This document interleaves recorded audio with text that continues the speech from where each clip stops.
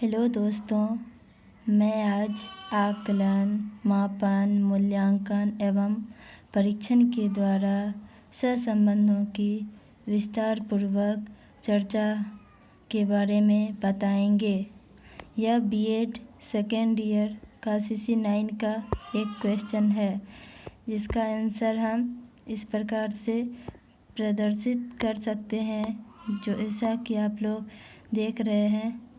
सबसे पहले आकलन का अर्थ हम जानेंगे, जो कि हुबा और फ्रीड के अनुसार इस प्रकार है कि आकलन सूचना संग्रहण तथा उस पर विचार विमर्श की प्रक्रिया है, जिन्हें हम विभिन्न माध्यमों से प्राप्त करके ये समझ सकते हैं कि विद्यार्थी क्या जानता है, समझता है, अपने शैक्षिक अनुभवों से प्राप्त ज्ञान को परिणाम के रूप में व्यक्त कर सकता है, जिसके द्वारा छात्र अधिगम में वृद्धि होती है। ये हुबा और फ्रीड के अनुसार आकलन का अर्थ था।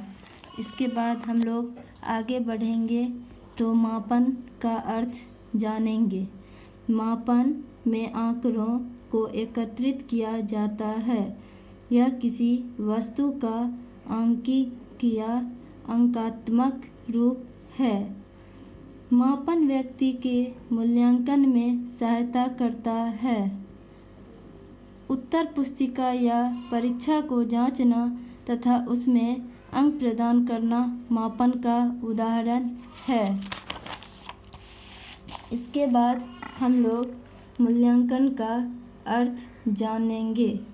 मूल्यांकन के द्वारा कौन सी चीज़ अच्छी है और कौन सी चीज़ बुरी, इसके बारे में बताया जाता है।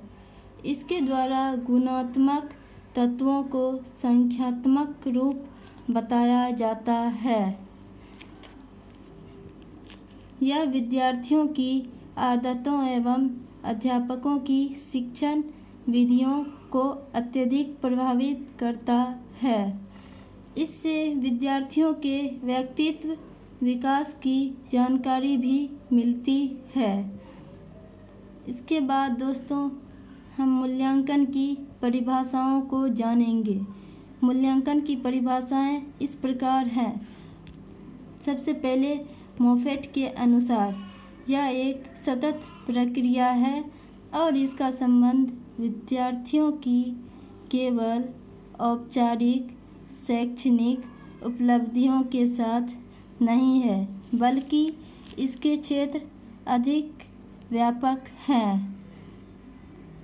यह व्यक्ति की भावनाओं, चिंतन तथा कार्यों से संबंधित वांछित व्यवहारिक परिवर्तन के विकास में रुचि लेता है। इसके बाद हम लोग जॉन यू माइकलिस के अनुसार जानेंगे कि मूल्यांकन क्या है। मूल्यांकन ऐसी प्रक्रिया है जिसके द्वारा इस बात का निश्चय किया जाता है कि लक्ष्यों की प्राप्ति कहाँ तक हुई। उसके बाद हम लोग राष्ट्रीय शैक्षिक अनुसंधान एवं प्रशिक्षण परिषद के अनुसार पढ़ेंगे और जानेंगे।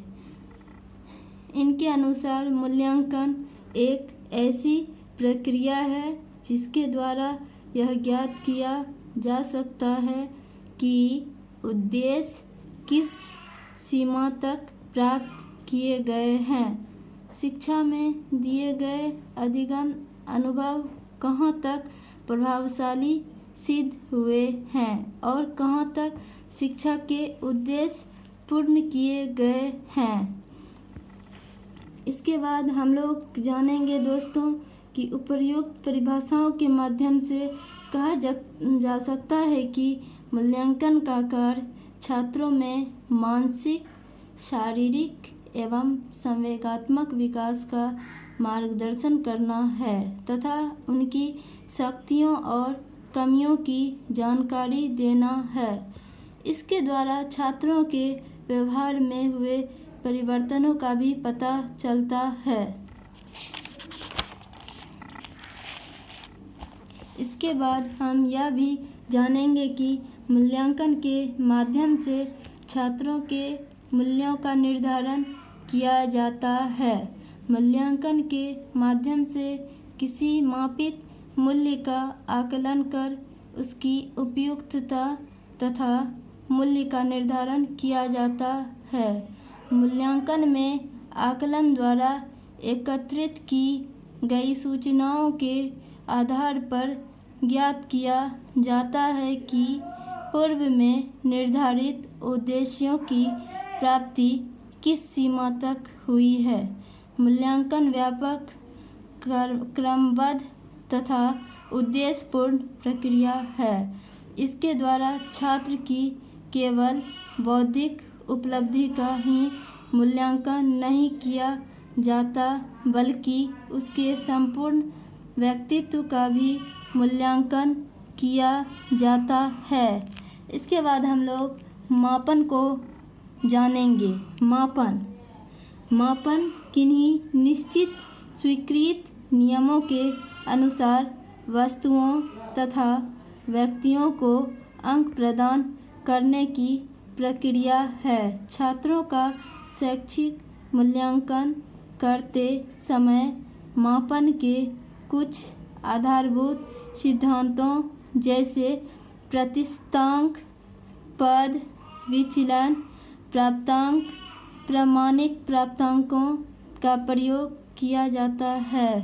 जिस प्रकार किसी वस्तु का मापन करने के लिए विभिन्न यंत्रों, पैमाना तथा दूरी नापने के लिए इंची टेप और ताप मापने के लिए थर्मामीटर का प्रयोग किया जाता है, उसी प्रकार किसी छात्र की योग्यता का मापन करने के लिए मापनियों का प्रयोग किया जाता है।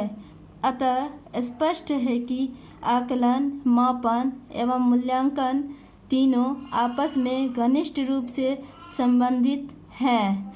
तो दोस्तों, अब हम निष्कर्ष के रूप में यह कह सकते हैं कि निष्कर्ष में हम यह कह सकते हैं कि अतः आकलन, मापन एवं मूल्यांकन तीनों घनिष्ठ रूप से संबंधित हैं। इन तीनों का प्रयोग छात्रों के सर्वांगीण विकास के लिए किया जाता है।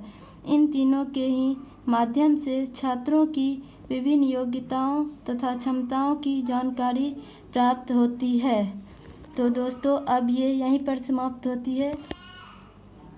धन्यवाद देखने के लिए।